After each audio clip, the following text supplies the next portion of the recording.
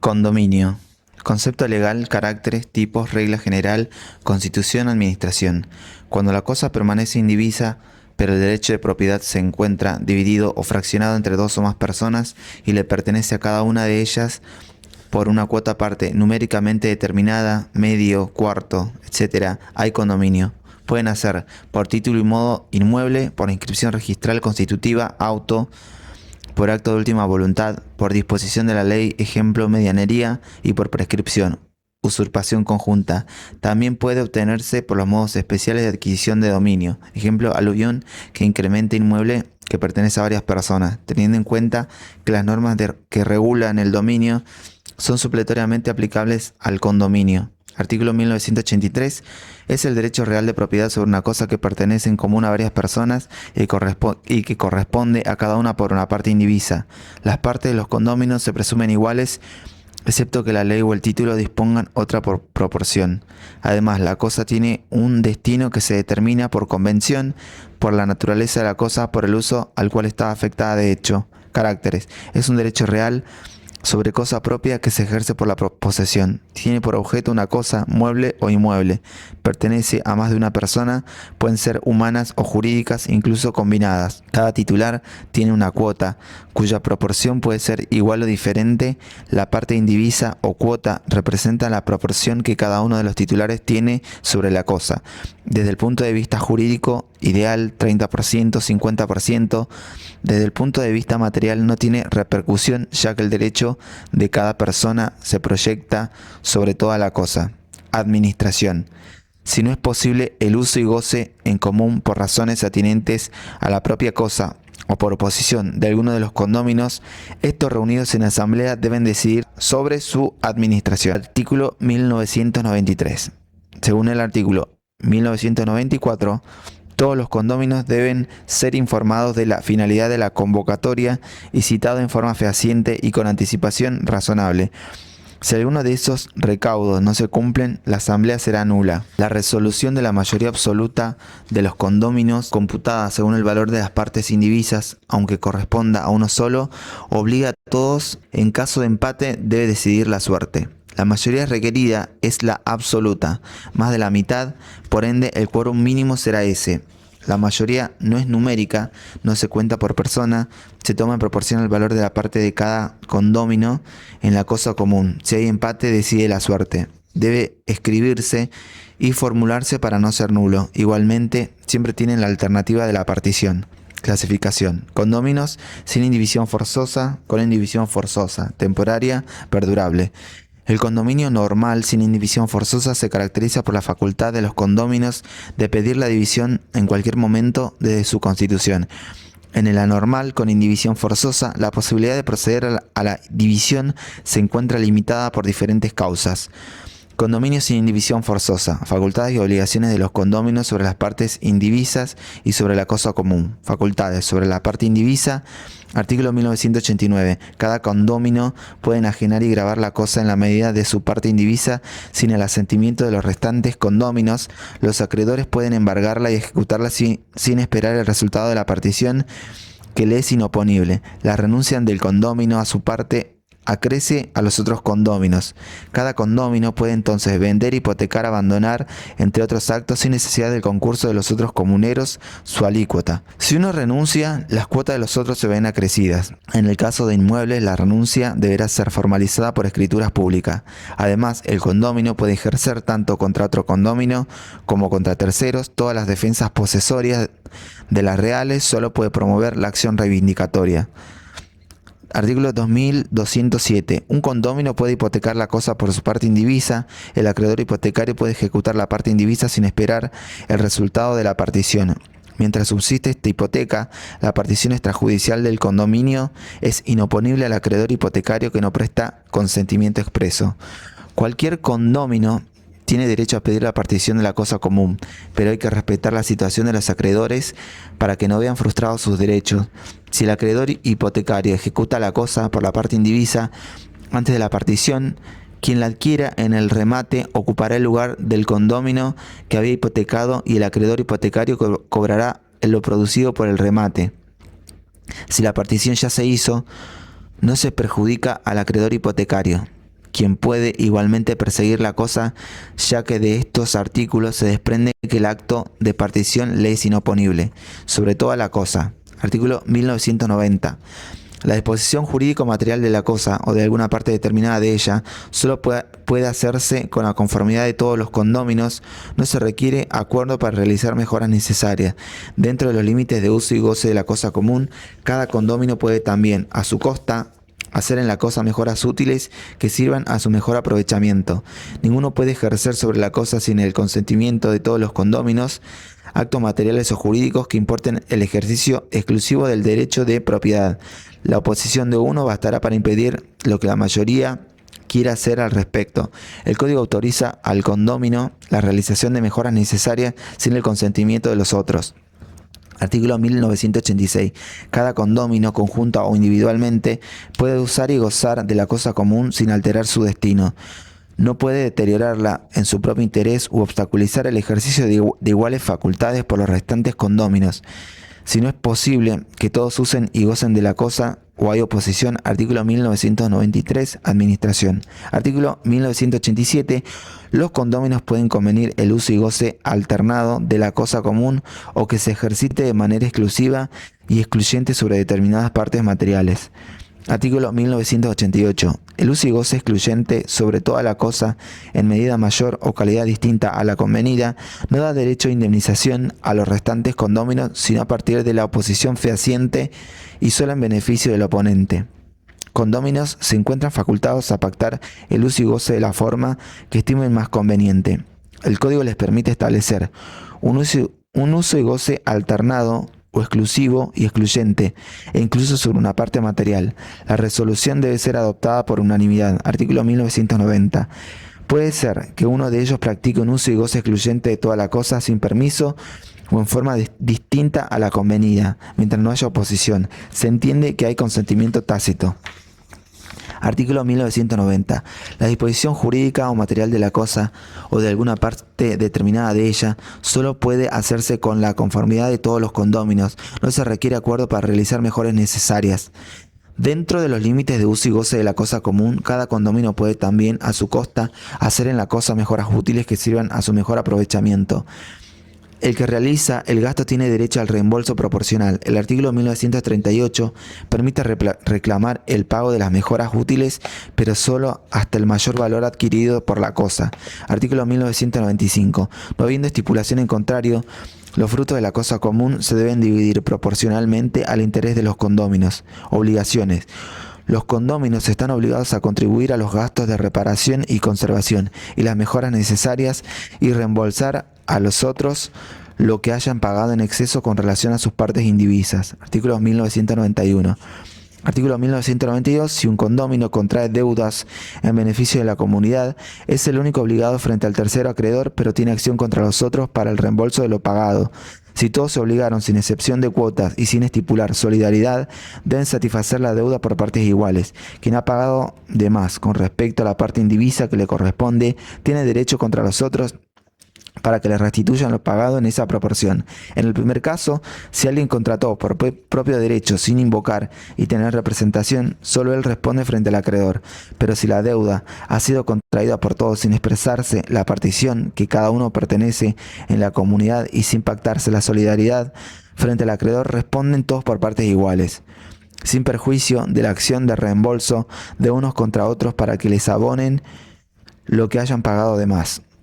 Condominio con indivisión forzosa. Supuestos: indivisión temporaria y perdurable. En ciertos casos, no es posible pedir la indivisión porque una causa lo impide. Puede ser por voluntad de los propios condóminos, por decisión de un juez o por imposición legal. Indivisión forzosa temporaria. Convenio de suspensión de la partición, por voluntad de las partes. Los condóminos pueden convenir la suspensión por un tiempo determinado y máximo. Artículo 2000. Los condóminos pueden convenir suspender la partición por un plazo que no exceda de 10 años. Si la convención no fija plazo o tiene un plazo incierto o superior a 10 años, se considera celebrada por ese tiempo. El plazo que sea inferior a 10 años puede ser ampliado hasta completar ese límite máximo. requiere la voluntad de todos los condóminos. La fijación a un plazo máximo obedece a la necesidad de favorecer la libre circulación de los bienes y la libertad de disponer. Si se establece un plazo superior, el convenio no es nulo, sino que la cláusula se reduce automáticamente al plazo máximo permitido. Misma solución que si no hay un plazo fijado o es incierto. El cómputo se realiza desde la fecha en que se celebra el convenio. Los condóminos pueden anticipar la indivisión si están todos de acuerdo. Si no coinciden, uno de ellos puede pedirle a un juez que la anticipe sin respetar lo convenido. Artículo 2002. A petición de la parte, siempre que concurran circunstancias graves, el juez puede autorizar la partición antes del tiempo previsto, haya sido la indivisión convenida o ordenada judicialmente. A su vez, el artículo 2003 exige la inscripción registral de las cláusulas de indivisión o la anticipación para que sean oponibles a terceros. Partición nociva impuesta por el juez. Artículo 2001. Cuando la partición es nociva para cualquiera de los condóminos por circunstancias graves o perjudicial a los intereses de todos o al aprovechamiento de la cosa según su naturaleza y destino económico, el juez puede disponer su postergación por un término adecuado a las circunstancias y que no exceda de 5 años. Este término es renovable por una vez. Se autoriza a pedir la postergación cuando la partición sea perjudicial para todos o para cualquiera de los condóminos. El término no puede exceder los 5 años y es renovable una vez, siendo 10 años el tope máximo. El 2002 y el 2003 aplican también acá. Indivisión forzosa perdurable por voluntad de la ley. Condominio sobre accesorios indispensables. Artículo 2004. Existe indivisión forzosa cuando el condominio recae sobre cosas afectadas como accesorios indispensables al uso común de dos o más heredades que pertenecen a diversos propietarios. Mientras subsiste la afectación, ninguno de los condóminos puede pedir la división. Hay al menos dos inmuebles de propietarios distintos y cosas afectadas como accesorios indispensables al uso de dichos inmuebles. Esto se configura un condominio por el cual ninguno de los dueños puede pedir la partición, a menos mientras dure la afectación. Ejemplo: bebederos, canaleta de desagüe, calle entre dos fundos. Sobre el uso de toda la cosa común, el artículo 2005 dice: cada condómino solo puede usar la cosa común para la necesidad de los inmuebles a lo que está afectada y sin perjudicar el derecho igual de los restantes condóminos. Hay obligaciones iguales donde cada condómino estará obligado a pagar los gastos de conservación y reparación de la cosa y mejoras necesarias. Condominio sobre muros, cercos y fosos. Caso especial de condominio de muros, cercos y fosos, medianerías, supuestos urbanos y rurales. Derechos y obligaciones derivados de la medianería. Hay al menos dos inmuebles de propietarios distintos y hay un muro, cerco o foso que los divide. Sobre aquello se configura un condominio por el cual ninguno de los dueños puede pedir la partición. Distintas clases de muros. Artículo 2006. El muro, cerco o foso se denomina lindero, separativo o divisorio, al que demarca un inmueble y lo delimita del inmueble colindante. Género: es el que toca el límite que separa un inmueble de otro inmueble vecino.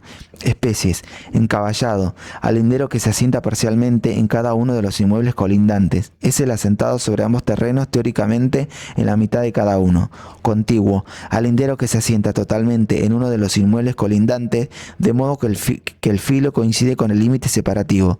Toda la línea divisoria, pero está asentada sobre uno solo de los inmuebles vecinos, pegado a la línea separativa con el fondo vecino, pero sin avanzar sobre este. División desde el punto de vista material: altura mínima 3 metros. Medianero: al lindero que es común y pertenece en condominio a ambos colindantes. Le pertenece a los titulares de los inmuebles vecinos. Hay condominio privativo o exclusivo.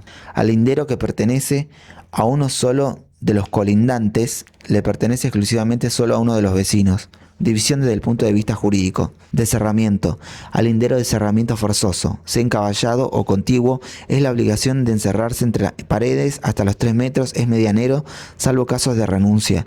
De elevación: al lindero que excede la altura del muro de cerramiento, supera los 3 metros de alto. Enterrado: al ubicado debajo del nivel del suelo sin servir de cimiento a una construcción en la superficie. Prolongación que excede los cimientos. Muro de cerramiento forzoso. Rural. Artículo 2031. El titular de un derecho real sobre cosa total o parcialmente propia de un inmueble ubicado fuera de un núcleo de población o de sus aledaños tiene el derecho a levantar o excavar un cerramiento, aunque no sea un muro en los términos de cerramiento forzoso. También tiene la obligación de contribuir al cerramiento si su predio queda completamente cerrado.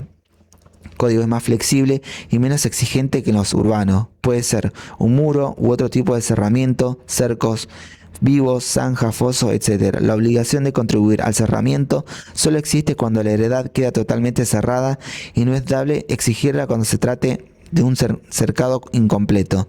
Urbano, artículo 2007.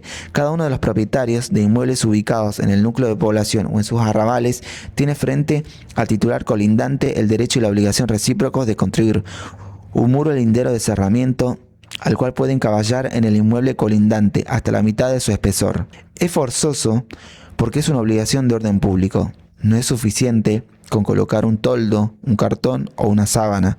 Debe ajustarse a determinados requisitos. Artículo 2008. El muro de cerramiento forzoso debe ser estable, aislante y de altura no menor a 3 metros, contado desde la intersección del límite con la superficie de los inmuebles. Esta medida es subsidiaria de las que disponen las reglamentaciones locales. Si los terrenos son disparejos y uno es más alto que otro, debe contarse del más elevado. Según el código, el mínimo es 3 metros, por lo que hasta estos 3 metros el muro es medianero. Condominio. Por encima de eso, le pertenece a quien lo construyó, privativo. Al ser subsidiaria de reglamentaciones locales, en Rosario se usa el mínimo de 2 metros. Generalmente, el espesor debe ser de 30 centímetros. Medianería. Artículo 2009. El muro construido conforme a lo dispuesto en el artículo 2008 es medianero hasta la altura de 3 metros. También es medianero el muro de elevación si el titular colindante de un derecho real sobre cosa total o parcialmente propia adquiere la copropiedad por contrato con quien lo construye o por prescripción adquisitiva. Quien afrontó la construcción del muro medianero tiene derecho a que su condómino le pague la mitad del valor del muro y de sus cimientos y la mitad del valor del terreno en el que se apoya el muro. Artículo 2014. Teniendo en cuenta que si es contiguo, está sentado completamente en el terreno de quien lo construyó. La obligación del pago de la medianería se convierte en obligación de dar dinero. Artículo 2015. No puede reclamar el mayor valor originado por las características edilicias del muro y de sus cimientos con relación a la estabilidad y a la aislación de agentes exteriores que exceden los estándares del lugar. Si quien construye le agrega atributos especiales que exceden los estándares del lugar, no tiene derecho a reclamar el plus agregado. A su vez, el que construye el muro de elevación solo tiene derecho a reclamar al titular colindante la mitad del valor del muro desde que éste lo utilice efectivamente para sus fines específicos. El mismo derecho tiene quien construye un muro enterrado o quien prolonga el muro preexistente en profundidad mayor que la requerida para su cimentación. Artículo 2017. Es decir, que por encima de los 3 metros es muro privativo y no se puede reclamar nada. Pero si el vecino que no contribuyó lo utiliza efectivamente, directa e inmediatamente, estará obligado a adquirir obligación. Si no paga, el que construyó la puede reclamar. Artículo 2016. El titular colindante de un muro de elevación o enterrado solo tiene derecho a adquirir la medianería como está construido, aunque exceda los estándares del lugar.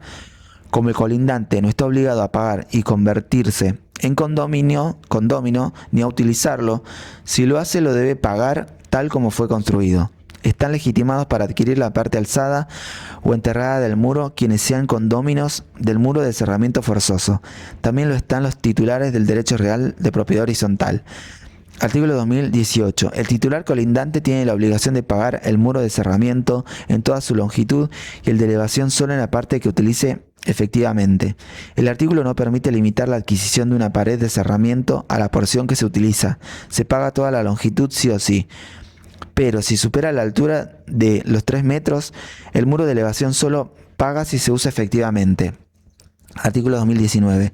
El valor computable de la medianería es el del muro, cimientos o terreno según corresponda a la fecha de la mora.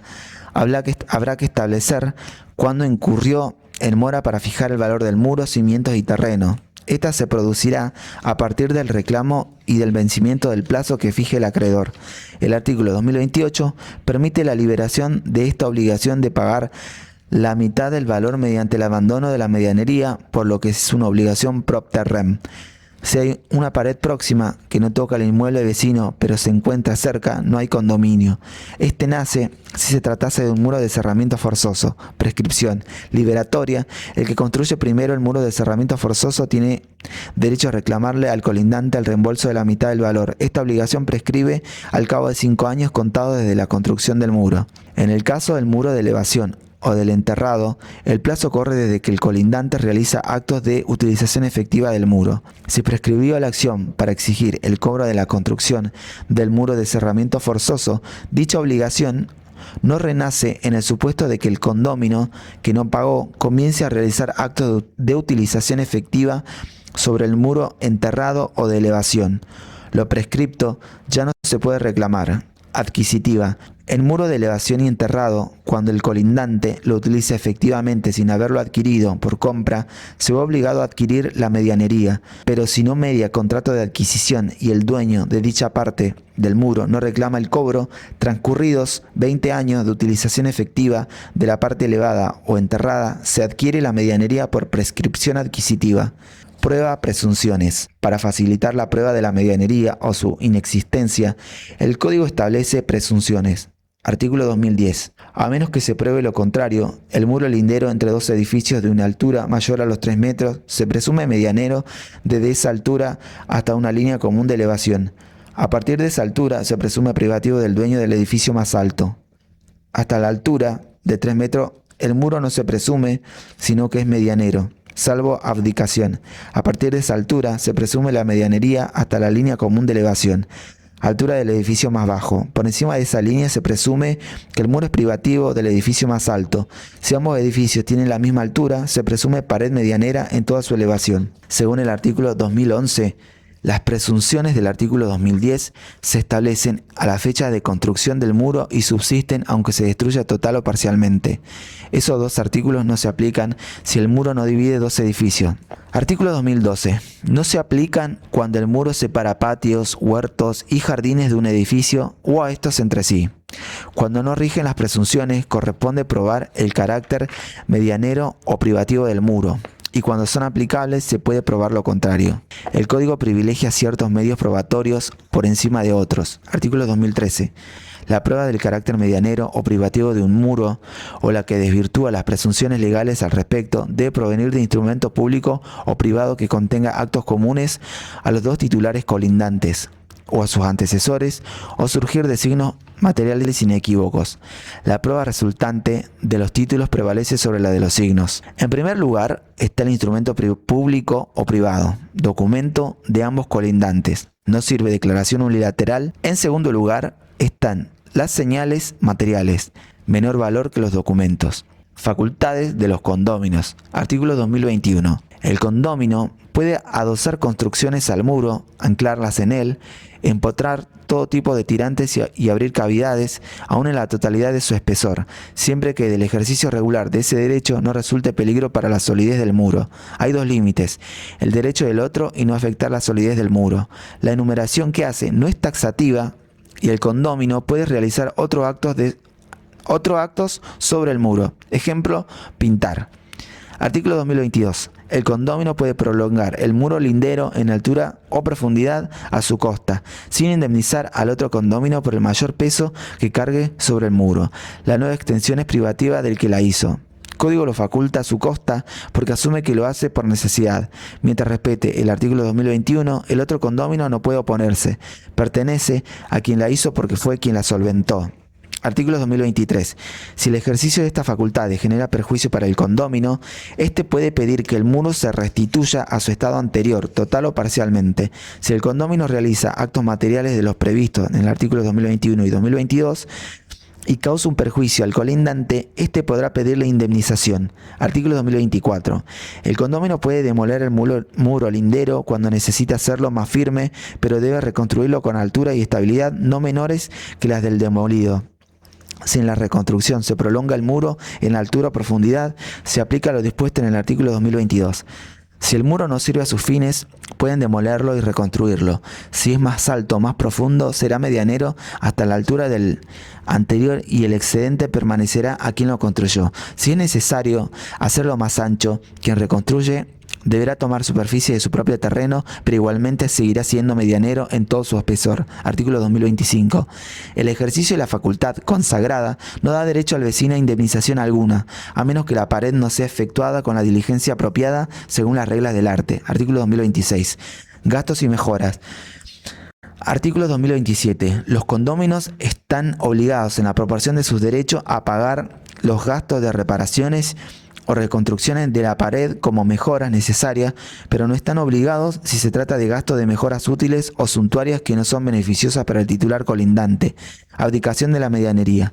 Artículo 2028. El condómino requerido para el pago de créditos originados por la construcción, conservación o reconstrucción de un muro puede liberarse mediante la abdicación de sus derechos de medianería, aun en los lugares donde el cerramiento es forzoso, a menos que el muro forme parte de una construcción que le pertenece o la deuda se haya originado en un hecho propio.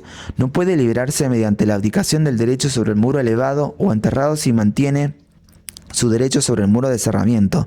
La abdicación implica enajenar todo derecho sobre el muro y el terreno sobre el que se asienta. Artículo 2029. Por lo que el titular colindante se convierte en dueño exclusivo. Se abdica también el condominio sobre el muro de elevación y o enterrado, ya que no se puede abdicar una parte y no la otra. El efecto que produce es la liberación del pago de los créditos originados en la construcción, reparación o reconstrucción.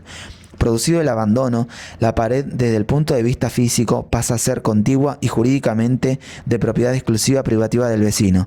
Si en el futuro el que abandonó necesitara utilizarlo efectivamente o deseara readquirir su medianería, deberá pagar su valor, el de los cimientos y el de la mitad del terreno en que se asienta, y lo puede hacer en cualquier momento. Artículo 2030. La forma instrumental de readquirirla es la escritura pública, y para que sea oponible a tercero, el título debe ser inscrito en el registro de la propiedad. En el supuesto de que se realice sobre el muro, ahora privativo, acto de utilización efectiva, estará obligado a readquirirla. Condominio de árboles y arbustos. Artículo 2034. Es medianero el árbol y arbusto contiguo o encaballado con relación a muros, cercos o fosos linderos, tanto en predios rurales como urbanos. Artículo 2035. Cualquiera de los condóminos puede exigir en cualquier tiempo, si le causa prejuicio, que el árbol o arbusto sea arrancado a costa de ambos, excepto que se lo pueda evitar mediante el corte de ramas o raíces. Artículo 2036. Si el árbol o arbusto se cae o seca, solo puede reemplazarse con el consentimiento de ambos condóminos. Estos artículos rigen tanto en predios rurales como urbanos. La solución es lógica porque los árboles y arbustos son cosas unidas de alguna manera orgánica al suelo, inmuebles por naturaleza, quedando sujetos a la condición del terreno.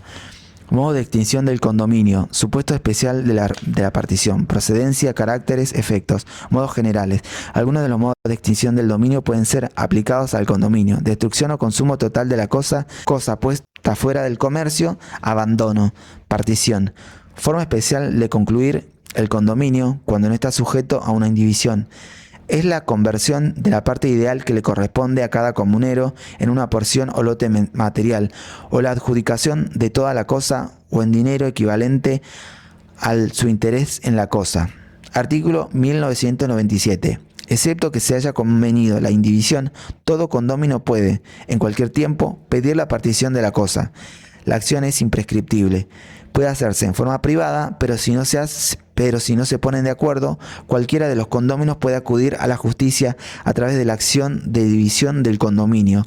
Rigen para el condominio las reglas de la división de la herencia en tanto sean compatibles. Artículo 1996. Artículo 2363 y siguientes. Forma de hacer la partición. Privado judicial.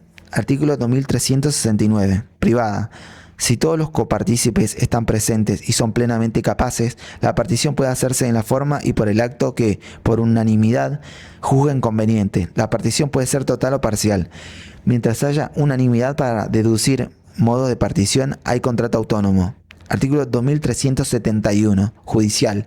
La partición debe ser judicial. Si hay copartícipes incapaces con capacidad restringida o ausentes, si terceros fundándose en un interés legítimo se oponen a que la partición se haga privadamente, si los copartícipes son plenamente capaces y no acuerdan en hacer a la partición privadamente, en el proceso judicial todos los condominios deben ser citados, consta de dos etapas.